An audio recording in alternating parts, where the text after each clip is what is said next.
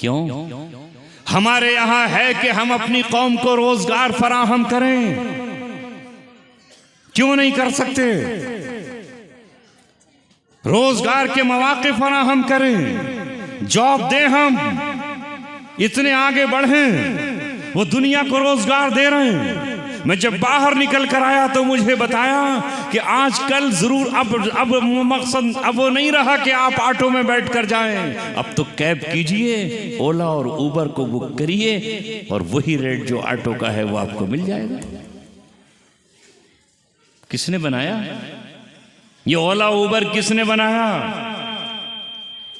कितने जवानों को रोजगार मिला, कितने टैक्सियां चला रहे हैं, कितनों के घर चल रहे हैं, कितनों के चिराग जल रहे हैं, कितनों के चूल्हे जल रहे हैं, कितनों के यहां से भूख मिट रही है। वो आगे बढ़ रहे हैं और दुनिया उनके पीछे है। और हमारा हाल ये है कि हम कुछ करने तैयार नहीं है, हम अपनी किताब कुरान पढ़ने तैयार नहीं, और हम दुनियावी उलूम में भी आगे बढ़ने के लिए तैयार नहीं। टेक्नोलॉजी हमारे पास नहीं, इंस्टीट्यूट हमारे पास नहीं। अगर किसी मदरसे में 4 मुदर्रिस हैं तो बस वो 4 ही हैं। मस्जिदें हमारी हैं मगर मस्जिदों में हमारे कोई इंतजाम नहीं। अगर कोई भूखा आ जाए तो उसके लिए खाना नहीं, कोई नंगा आ जाए तो कपड़े नहीं, अगर कोई बेसवारी के आ जाए तो सवारी नहीं, अगर कोई ठहरने के लिए आ जाए तो हमारे पास कोई मकान नहीं, कोई सराय नहीं। हमसे हमारे आबो अजदाद ये थे कि वो सदका जारिया किया करते थे। स्टेशनों पर जितने मुसाफिर खाने हैं वो मुसलमानों के बनाए हुए हैं कि रात में स्टेशन दूर है शहर से, मुसाफिर कहां जाएगा? वहीं मस्जिद भी थी और मस्जिद के बराबर में मुसाफिर खाना था। रामपुर चले जाइए, लखनऊ चले जाइए, मुरादाबाद चले जाइए, दिल्ली में चले जाइए, ये वो थे। और एक आज हम हैं कि हम कुछ करने ही के लिए तैयार नहीं हैं। हमारे हाथों में पटाखे आ जाएं, किस बात का जश्न मना रहे हो? लुटी हुई आबरूओं का, भागी हुई बहन बेटियों का, जो गैरों के यहां चली गई। ईमान गया, इस्लाम गया, सुकून गया। एक औरत चली गई वहां हमारी कमजोरियों की वजह से, और हम पटाखे छोड़ रहे हैं। किस बात के पटाखे? क्या किस सुकून के, किस अमन के, किस खुशी के? खौफो हिरास के आलम में हैं हम। अमन सुकून के लिए दुआएं मांग रहे हैं। ऐ मेरे मौला, मस्जिदों को बचा लीजिए, मदरसों को बचा लीजिए, इन हाफिजों को बचा लीजिए। और हम तुम शबे बारात, कल मैंने फिर कहा, ये कौन सी रात है? ये मग़फ़िरत की रात है, ये बख्शिश की रात है, ये अल्लाह की अता की रात है, ये अल्लाह तबारक व तआला की तरफ से रोने की रात है, मांगने की रात है। ये अल्लाह ने तुम्हें अता फरमाई है। साल भर गुनाह हो गए हैं, आज की रात में तौबा का दरवाजा खटखटा दो, आंख से आंसू छलका दो, सजदे में गिर के दुआएं करो। तुम्हें दुआएं करनी चाहिए थी पूरी मिल्लत के लिए, पूरी उम्मत के लिए, पूरी इंसानियत के लिए, समाज के हर तबके के लिए। मगर हमारा नौजवान पटाखे छोड़ रहा है। किसकी सुन्नत है, किसका तरीका है पटाखे छोड़ना? बोलो, तुम्हारे दीन में है?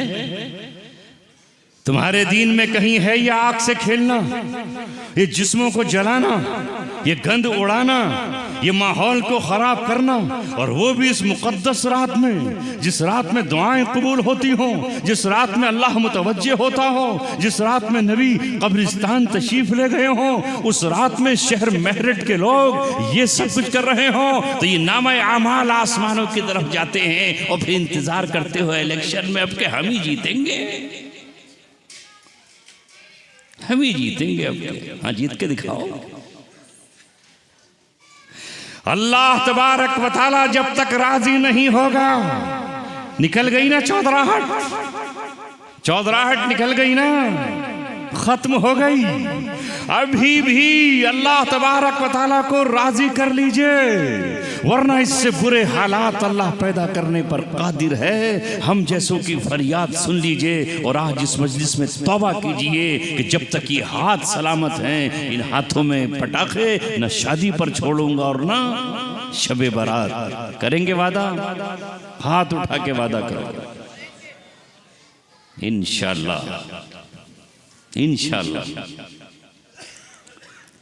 अभी तो गम के दिन गुजर रहे हैं तुम पर। मैंने पहले भी फलस्तीन का तस्करा किया था और आज फिर कर रहा हूं। पूरी उम्मत मुस्लिमा जिसमें वाहिद की तरह है। तुम्हारा बेटा अगर बंबई में रहता हो और उसके कांटा चुभ जाए तो तुम्हारी यहाँ चीख निकल जाएगी। तुम्हारी बिटिया बेंगलोर में रहती हो और वहां उसके कोई चोट लग जाए तो वो चोट तुम्हारे दिल पर रहेगी। तुम्हारा बच्चा अगर भूखा हो तो तुम उस रात सो नहीं पाओगे, चाहे भीख मांगकर तुम्हें दूध की बोतल लानी पड़े या किसी के यहाँ जाकर तुम्हें अपनी मजदूरी और नौकरी करनी पड़े कि मेरा बच्चा भूखा है।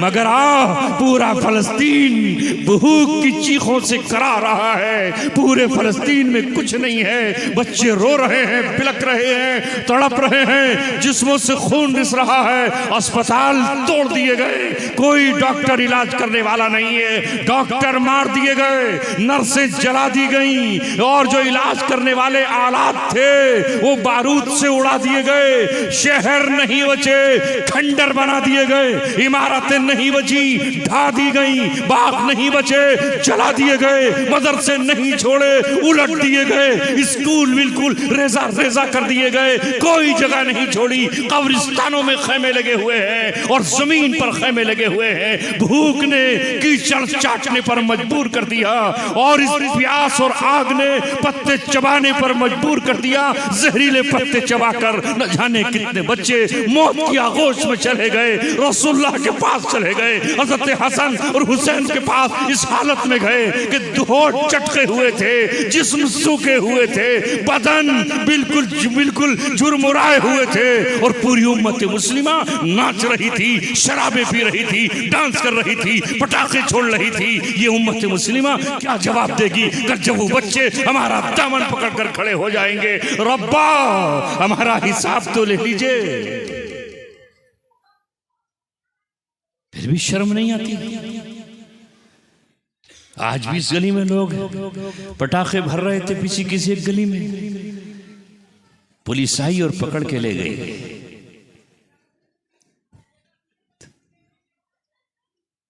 बताओ, उलमा की नहीं सुन रहे, बाबा की तो सुननी पड़ेगी। ठोकेगा बाबा ऐसा, नानी याद आ जाएगी। हमारी नहीं सुनोगे ना, दाढ़ी वाले बाबा की, तो फिर बगैर दाढ़ी वाला बाबा भी है। वैसी हालत करेगा नानी याद आ जाएगी। अब पटाखे भर, जेल में भरना, जहां तुझसे पानी भरवाया जाएगा, जहां तुझसे भाई कहेगा इधर आ, पैरों पे वालिश कर, वरना टॉयलेट को साफ कर, इधर फट्टा नहीं लगेगा, बदल लगा, ये भाई का है, पैरों में सो, बैतुल खला के पास। जब पता चलेगा पटाखे भरने का मामला क्या हुआ। अल्लाह तबारक व तआला ने हमें रमज़ान दिया, कुरान दिया। अभी उलमा आपसे अपीलें कर रहे हैं, दरख्वास्त कर रहे हैं। इसलिए मैंने ये 2-3 बातें आपको बताई हैं। एक तो छोटे से छोटा काम करते हुए शर्माओ मत, मजदूरी करनी पड़े तो करो। दूसरे, आप किसी न किसी अंदाज में ताजिर हो तो उस तिजारत को सच्चाई और अमानतदारी के साथ करो। तीसरे, आप हजरात किसी गरीब को एक रोजगार दिलाने की कोशिश करो।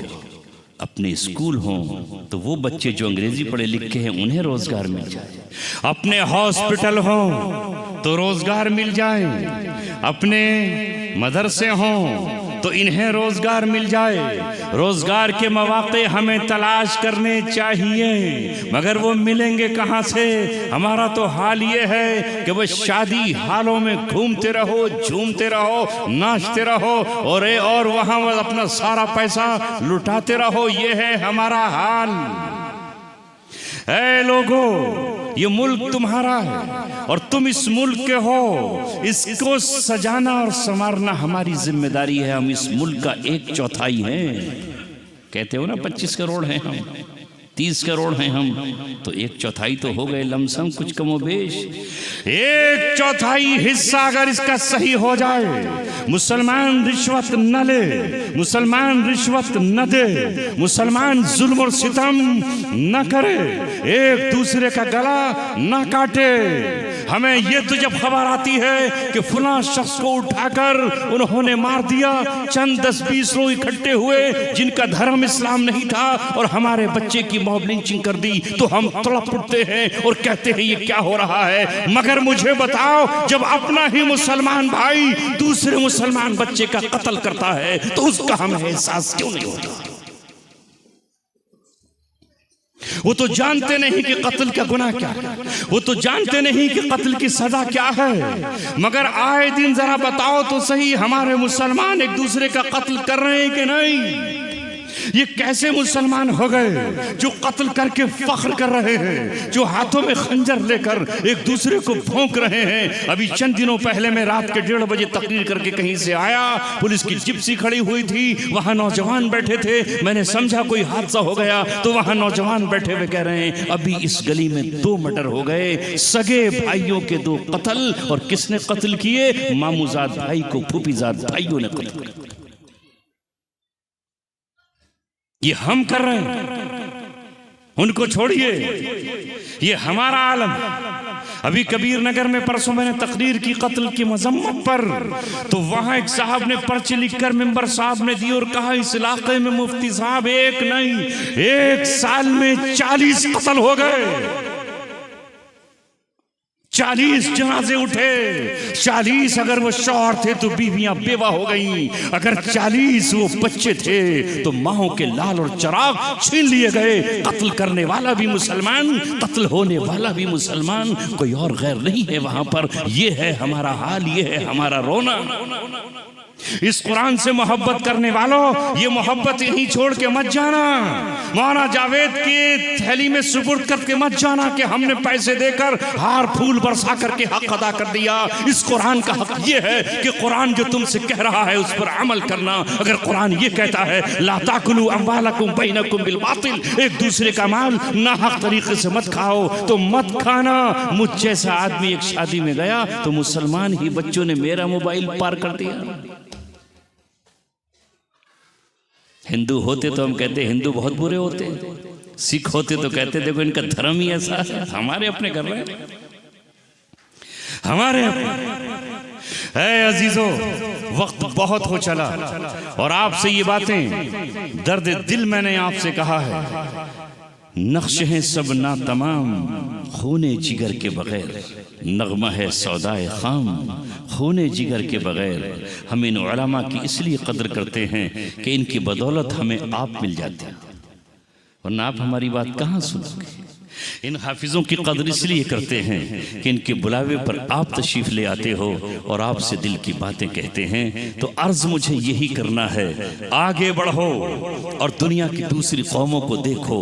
मैंने कल कहा था कि चाइना चंद दिनों पहले ही तो, चंद सालों पहले ही तो वहां इनकलाब आया है और आज पूरी दुनिया पर छा गया है कोई उसको उससे नजरें मिला सके, बात कर सके? क्या है उसके पास? उसने पूरी दुनिया की तिजारत पर कब्जा कर लिया है। आज मुसलमानों, हमने तिजारत के उसूल खत्म कर दिए। जिसका ले लिया देना नहीं है। टोपियां उड़ाना हमारा काम है, झूठे मंसूबे बनाना हमारा काम है, माल लूट लेना हमारा काम है, इससे पकड़े उससे पकड़े उससे लिए और ना देना हमारा काम है। दुनिया सच्ची तिजारत करके, जिनके यहाँ सच नाम नहीं था, वो आज कहां से कहां पहुंच गए हैं और हम झूठ का सहारा लेकर आज जमीन की तहों में हैं। अल्लाह तबारक व तआला मुझे और आपको माफ फरमा दे और अल्लाह तबारक व तआला आज के इस जलसे को पहली कार्रवाई से लेकर के आखिरी इस तकरीर तक, पहले अमल से लेकर के अब तक के इस अमल तक सबको कबूल फरमाए। वमा अलैना इल्लल बलागुल मुबीन।